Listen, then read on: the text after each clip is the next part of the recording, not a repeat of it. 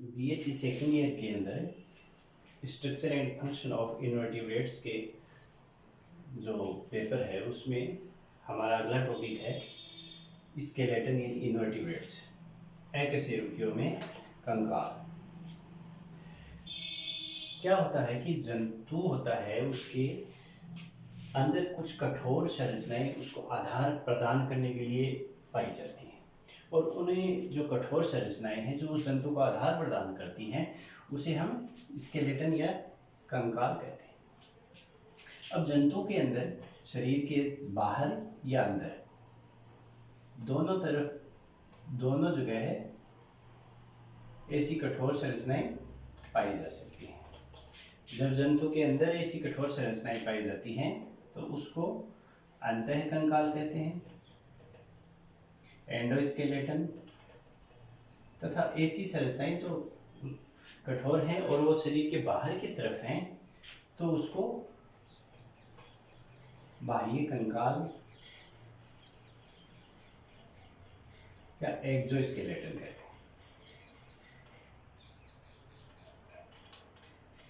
तो अंतःकंकाल और बाह्य कंकाल के रूप में जंतुओं के अंदर कंकाल है वो उपस्थित होता है। अब हम स्पेशली इनवर्टिब्रेट्स या अकशेरुकियों की बात करते हैं। तो अकशेरुकियों में हम देखें तो पहले जैसे संघ है प्रोटोजोआ। तो जो प्रोटोजोआ के जंतु हैं उनमें कंकाल के रूप में जैसे रेडियोलेरियन है, फोरामिनिफोरा है, तो इनके अंदर सिलिका का एक तरह से बाह्य कंकाल मिलता है, सिलिका का कंकाल इनमें मिलता है। उसके बाद में आते हैं पोरीफेरा। पोरीफेरा के जंतुओं में कंटिकाओं के रूप में कैल्शियम कंटिकाएं, सिलिका की कंटिकाएं, स्पॉन्जिन की कंटिकाएं, ऐसे कंटिकाएं मिलती हैं और वो कंकाल है वो कंटिका स्पाइकुलस के रूप में हमें मिलता है। उसके बाद आता है सिलेंट्रेटा। ये बातें हमने बीएससी फर्स्ट ईयर में पढ़ चुके हैं। हम इनके बारे में थोड़ी सी जानकारी दे देता हूँ। सिलेंट्रेटा के अंदर कोरल्स आते हैं, कोरल चट्टाने वगैरह, तो ये कैल्शियमी कोरल मिलते हैं। फिर हेलमंथीज जो है, हेलमंथीज और एनेलिडा,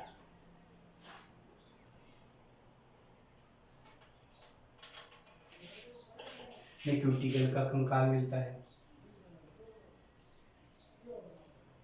इसी प्रकार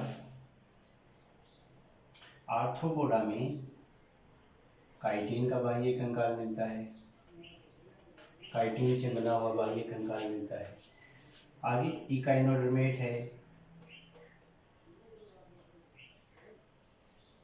इकाइनोडर्मेटा में डर्मल प्लेट्स मिलती हैं, काइटिन की बनी हुई डर्मल प्लेट्स मिलती हैं। आगे जैसे कशेरुकी जंतुओं में बात करें हम कॉर्डेट में, वर्टिब्रेट जो जंतु हैं उनके अंदर कंकाल में बोन है या कार्टिलेज है, उपास्थि, अस्थि उपास्थि, ऐसे केराटिन भी मिल जाता है। तो ऐसी संरचनाएं कंकाल के रूप में मिलती हैं। तो ये संरचनाएं बाहर या अंदर जंतु की उपस्थित होती है। अब ये कंकाल है जो सब जंतुओं में है, तो ये कार्य क्या करता है, इसके फंक्शन क्या होंगे, क्या काम होगा इसका? तो कंकाल के कार्य, कंकाल है वो जंतु को आकृति प्रदान करता है। एक विशेष शेप के अंदर जंतु की शेप है वो, ये कंकाल है वो उस शेप को बनाता है। दूसरा है पेशियों के लिए संधितल प्रदान करता है, पेशियों के लिए संधितल। पेशियां हैं वो कंकालीय संरचनाओं से जुड़ी रहती हैं, आकृति प्रदान करता है। तीसरा आकृति, पेशियों के लिए संधि तल। तीसरा, सुरक्षा का कार्य करता है। बाहर की तरफ है तो बाहर की सुरक्षा, और आंतरिक है तो आंतरिक जो कोमल अंग है उन्हें अंगों की सुरक्षा का कार्य है वो स्केलेटन के द्वारा किया जाता है। इसी प्रकार गमन के लिए एक लीवर की तरह काम करता है, उत्तोलक की तरह कार्य करता है। तो इन जो कार्य हैं ये सब इस कंकाल के कारण ही एक काम है वो संभव हो पाते हैं। अब हमें जो हमारे सिलेबस में है उसमें पहला आता है पोरीफेरा का जो कंकाल है उसके अंदर साइकोन का कंकाल। साइकोन का कंकाल।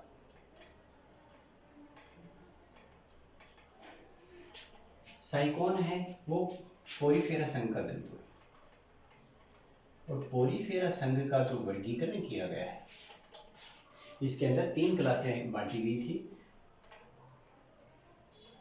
केल्सीस्पंजी, हाइलोस्पंजी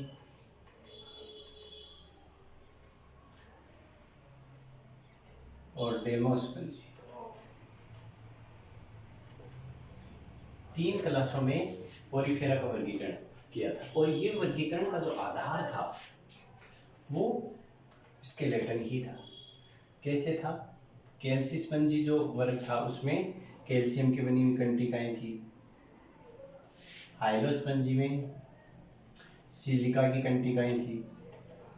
इसी प्रकार डेमोस्पंजी जो जंतु थे उसमें या तो कंकाल था ही नहीं, और अगर था वो स्पॉन्जिन फाइबर्स का बना हुआ कंकाल उपस्थित था। तो इनका जो वर्गीकरण का आधार था वो कंटिकाएं या कंकाल ही था। तो हमें इस साइकोन के अंदर किस प्रकार से कैसी कैसी कंटिकाएं मिलती हैं हम उनकी बात करें तो जो साइकोन है उसके अंदर कंटिकाएं जो पाई जाती हैं वो 2 आकार के आधार पर 2 प्रकार की।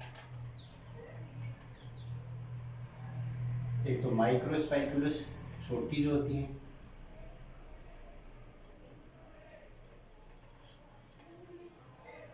एक होती है मैक्रोस्पाइकुलस। माइक्रो व मैक्रो, तो ये दोनों प्रकार की आकार के आधार पर बड़ी छोटी कंटिकाएं थी। अब जो कंटिकाएं हैं वो होती कहाँ है? तो साइकोन है जो उस साइकोन के अंदर जंतु है वो 2 स्तरीय है। तो जो बाहर का स्तर है उसे पिनेकोड्रम, और जो आंतरिक स्तर होता है उसे कोइनोड्रम कहते हैं।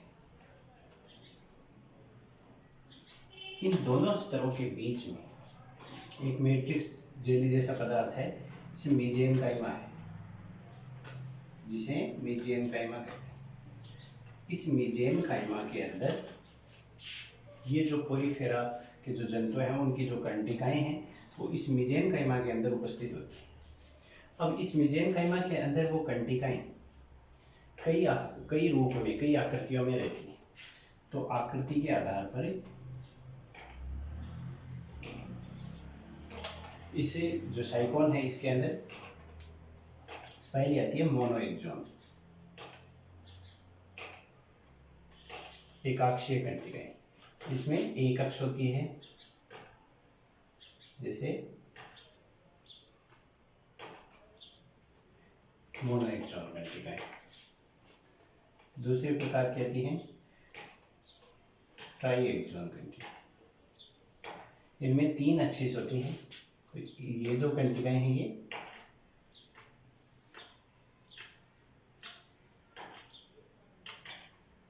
इस प्रकार से या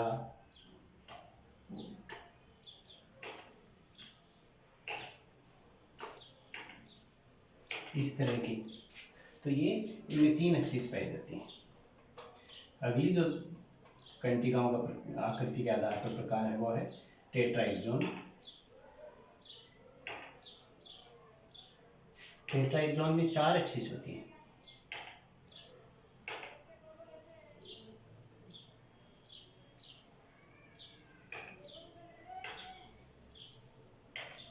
ऐसे टेट्राहेड्रॉन।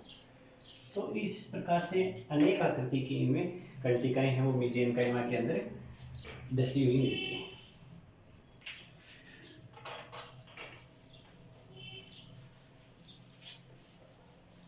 अब आती है कि बात, ये कंटिकाएं बनती कहाँ है। तो ये कंटिकाएं जो है इनकी उत्पत्ति डर्मल एपिथेलियम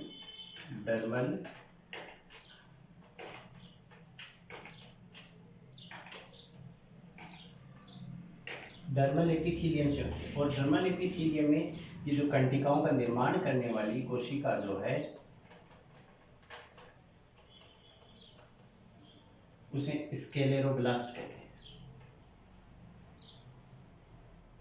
स्क्लेरोब्लास्ट के द्वारा कंटिकाओं का निर्माण होता है। और डर्मल एपिथेलियम में निर्माण होने के बाद में, उत्पत्ति होने के बाद, ये मेसेनकाइमा में स्थानांतरित हो जाती है। मेसेनकाइमा में ये स्थानांतरित हो जाती है। तो यहाँ ये मेसेनकाइमा में इसके साइकोन के जो ओस्कुलम है या इसकी जो केनाल सिस्टम है उसमें ये अलग अलग रूप से ट्राइहेड्रॉन, मोनोहेड्रॉन, टेट्राहेड्रॉन इस प्रकार से वहाँ उपस्थित होते हैं। निर्माण के समय क्या होता है कि जैसे ये एक स्क्लेरोब्लास्ट कोशिका थी, इसके स्क्लेरोब्लास्ट कोशिका के जीव द्रव्य के अंदर कुछ विशेष प्रकार के कैल्शियम कार्बनिक जो पदार्थ हैं वो इकट्ठे होने लग जाते हैं यहाँ के मध्य में, और फिर एक एक्सिस जैसी बन जाती है। और ये जो कोशिका है ये दो कोशिका में बढ़ जाती है। एक होती है फाउंडर सेल और एक होती है थिकनर सेल। फाउंडर सेल तो इसके निर्माण कार्य, इसको वृद्धि के लिए उत्तरदायी है, और थिकनर सेल है ये आगे की तरफ ऐसे वृद्धि करती रहती है। तो इस प्रकार से साइकोन है उसके अंदर कैल्शियमी जो कंटिकाओं का स्पाइकुलस का जो बना हुआ कंकाल है वो इसके अंदर पाया जाता है।